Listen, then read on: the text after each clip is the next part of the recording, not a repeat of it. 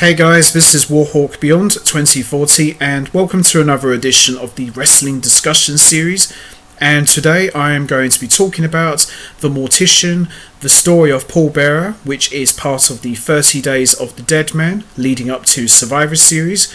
And I have just finished watching the documentary, and I have to say that this has been probably one of WWE's best documentaries that they have put out in a really long time, and this was something that I have been looking forward to seeing for a really long time, and it was definitely worth the wait, and I absolutely enjoyed it. It was very emotional and very bittersweet because it's been well over 7 years since William Moody, aka Paul Bearer, sadly passed away at the age 58, and we got to hear about his days growing up as a young boy, learning about how he got into the wrestling business, how he became a funeral director, and it was a really good documentary, and as I said, it was very emotional, and I loved every second of it. And as I said, this is probably one of WWE's best documentaries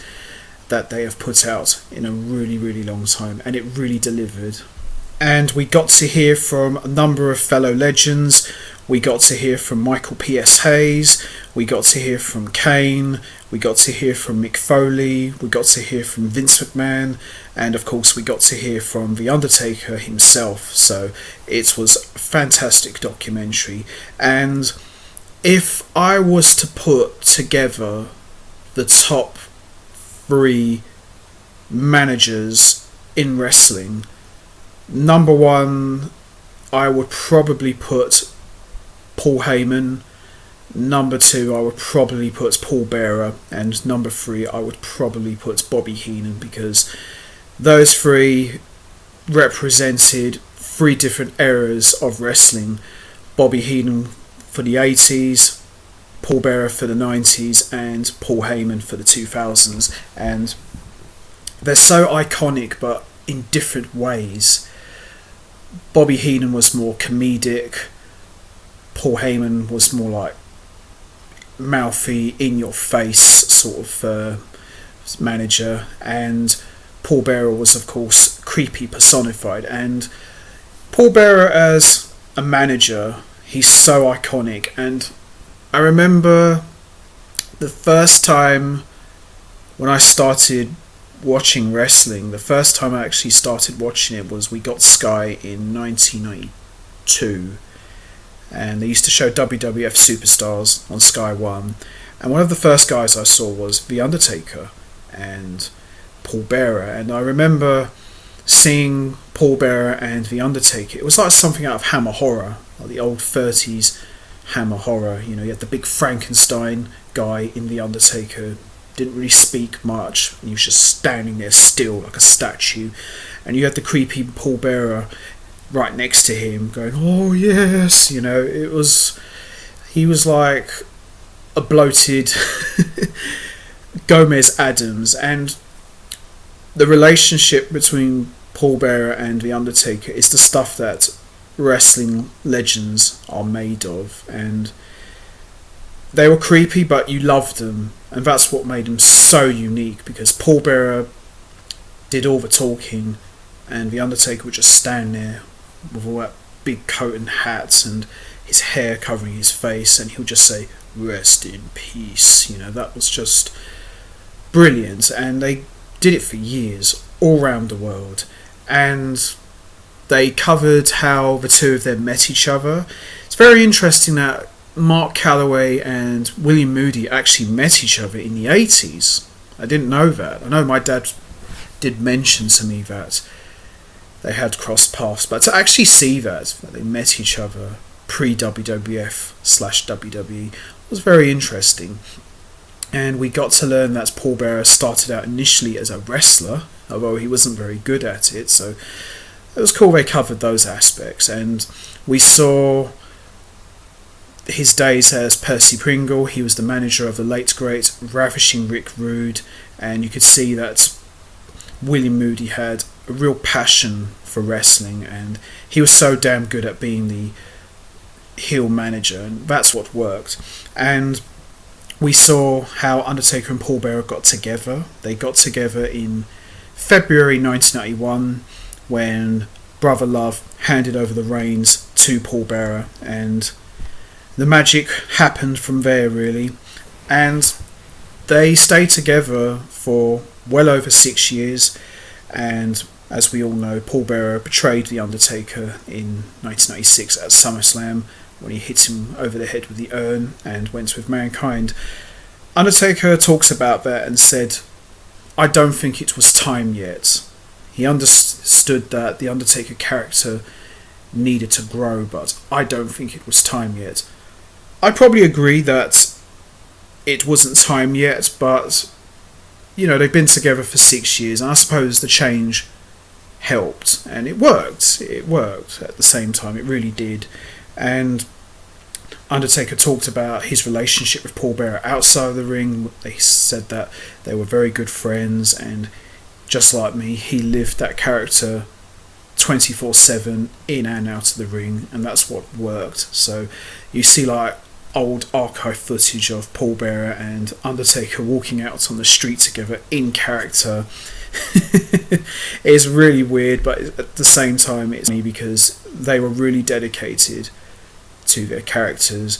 And we got to hear from Mick Foley as well, because he was a big part of the Paul Bearer legacy. And I think the relationship with Paul Bearer and Mankind was a lot more crazier and a lot more wackier than the relationship that Paul Bearer had with The Undertaker, because with Undertaker he very rarely ever talked. Paul Bearer did a lot of the talking. But with Mankind and Paul Bearer, Mankind did some out there promos and Paul Bearer was just right there with him. And yeah, it was just amazing. And Paul Bearer, being a real life funeral director and later becoming the creepy manager, was just perfect, because he loved his work outside and he loved his work inside. So put the two together, it was just perfect, and it was great. And also, as we all know, Paul Bearer managed other guys. He managed the Executioner, who was pretty forgettable really. He was with Vader for a few months, and then we get to the real good stuff with Kane. And Paul Bearer and Kane was underrated. Probably doesn't get as much talked about as Paul Bearer and The Undertaker, because they did it for much longer, but I would probably say Paul Bearer and Kane was up there. Their relationship, it's definitely up there. And Paul Bearer did a great job in the whole build-up. Kane's coming! He's here! Paul Bearer was a big part of that, and I agree with what Kane said. If it wasn't for The Undertaker, there wouldn't be a Paul Bearer, and if there was no Paul Bearer, there would be no Kane. And that is very, very true, because as great as Undertaker and Kane were, and still are, I don't think the story would have meant as much if Paul Bearer wasn't involved. And the fact that Paul Bearer is the father of Kane just made the story even that more epic and that more special. And we learned that Paul Bearer had weight problems and health issues, which was a real shame, and he loved what he was doing. And I think the best period of the Paul Bearer and Undertaker relationship for me as a wrestling fan was probably 1997, 1998 and 99. They did some really, really cool stuff together, especially when Undertaker turned heel in the second half of 98 and reunited with Paul Bearer, and then they later formed the Ministry of Darkness. It was great stuff, and Paul Bearer was a big part of the Ministry of Darkness. He managed the Acolytes, the Brood, Viscera and Midian. He was right there in the thick of things, and yeah, he was a big part of it, and I loved every second of it. That's probably my favourite era of wrestling, with Paul Bearer and The Undertaker. Don't get me wrong, the early years are legendary, but I just love that era because it was crazy and so dark and evil. And even though Paul Bearer stepped away in 2000, he was still very much a part of the company, and he was working more backstage. And we learned that He had terrible weight problems, as I mentioned earlier, and the company paid for his operation so he could be there for WrestleMania 20.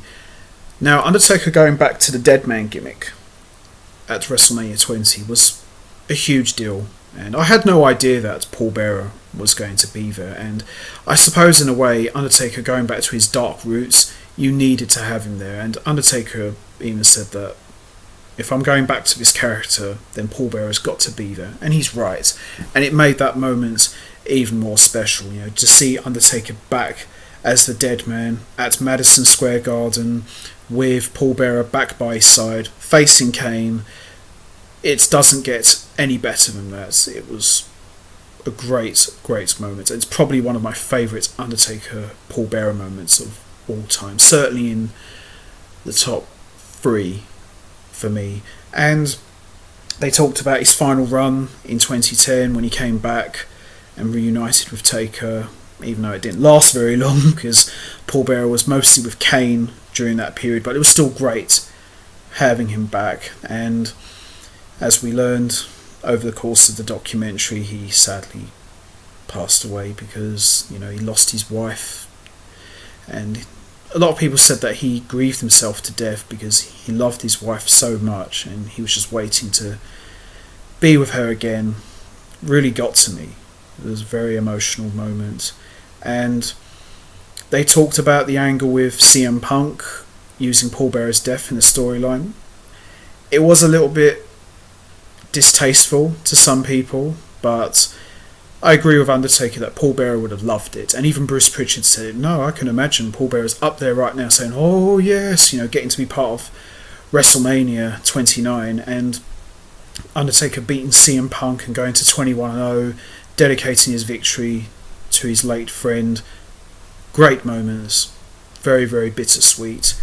And as I said, overall, this was a fantastic documentary and I loved every minute of it. As I said, this is one of the best documentaries they've put out in a long time, and it was definitely worth the wait. And I'm really looking forward to the next documentary that's coming up, which is The Brothers of Destruction. So that should be a really cool documentary, and I'm really looking forward to hearing about that also. So anyway, I am going to wrap this up now. What did you think of the Paul Bearer documentary? Did you enjoy it? Did you have any favourite moments from Paul Bearer's career? What about his early days as Percy Pringle? What was your thoughts on that? You know what to do, guys. Hit the like button, hit the subscribe button, leave your thoughts and comments down below, and I will be back next time. So until then, take care everybody and stay safe, and I want to take this opportunity to say a very special thank you to Paul Bearer for being a huge part of my wrestling childhood, and thank you for all of the great memories. May you rest in peace.